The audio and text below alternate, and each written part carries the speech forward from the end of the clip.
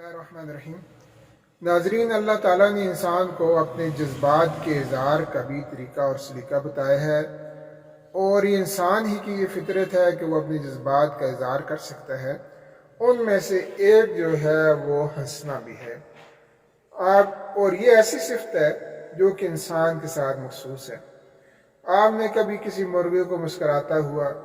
یا کسی گدھے کو ہنستا ہوا نہیں دیکھا ہوگا، اور نہ ہی کسی جانور میں یا پرندے میں ایسی خصوصیت پائی جاتی ہے۔ اگرچہ وہ اپنی خوشی کا اظہار کرتے ہیں، لیکن اس کے ان کے مختلف طریقے ہیں جس سے وہ اپنی خوشی دوسروں پہ ظاہر کرتے ہیں۔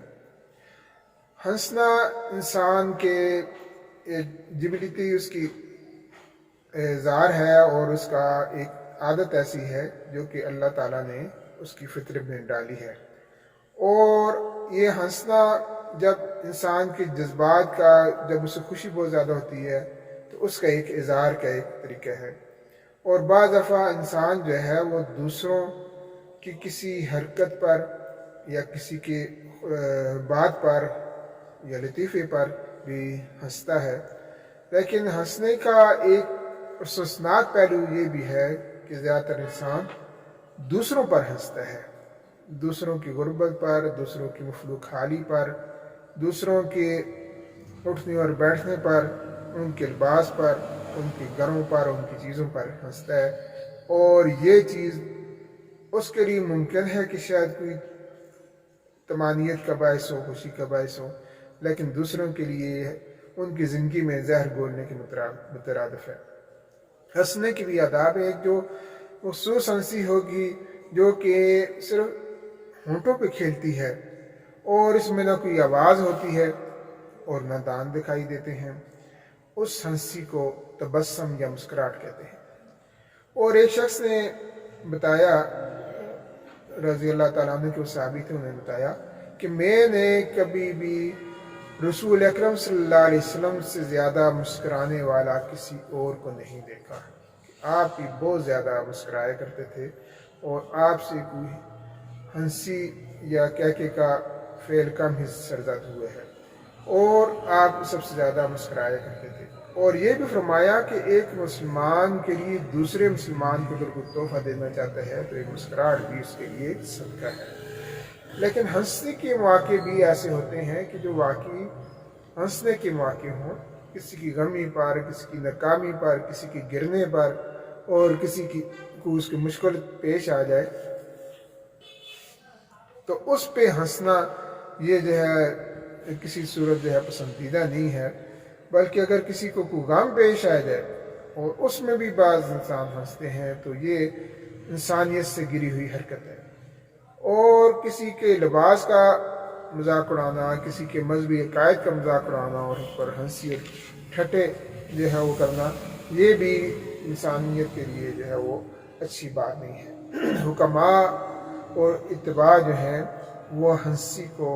علاج غم کہتے ہیں،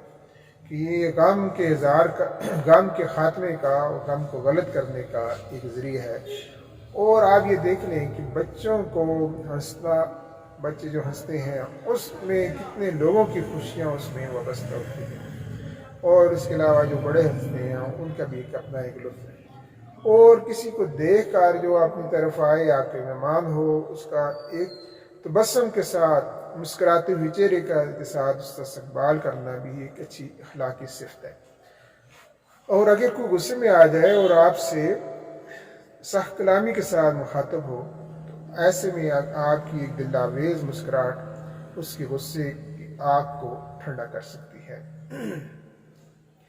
انسانیت کے لیے ہنسنا جو ہے یہ بھی ایک تحفہ بھی ہے دوسروں کے لیے، لیکن ہر وقت اور لگاتار مسکراتے رہنا یہ بھی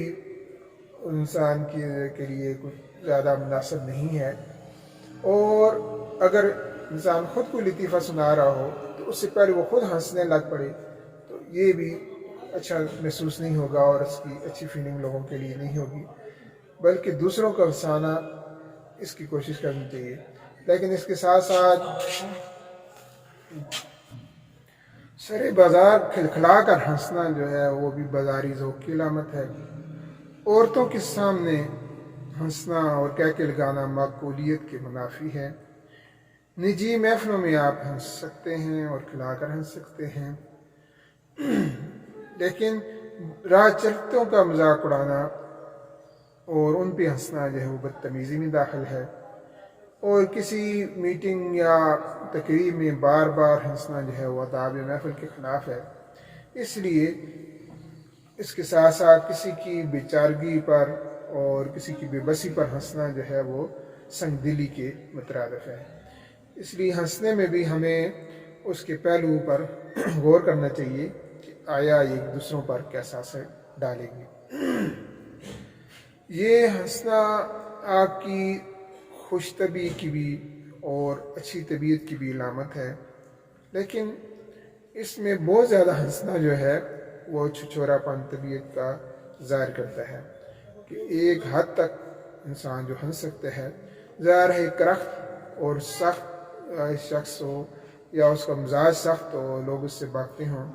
اس سے وہی بہتر کہا جا سکتا ہے دوسرے شخص کو کہ جو کہ خوش مزاج ہو اور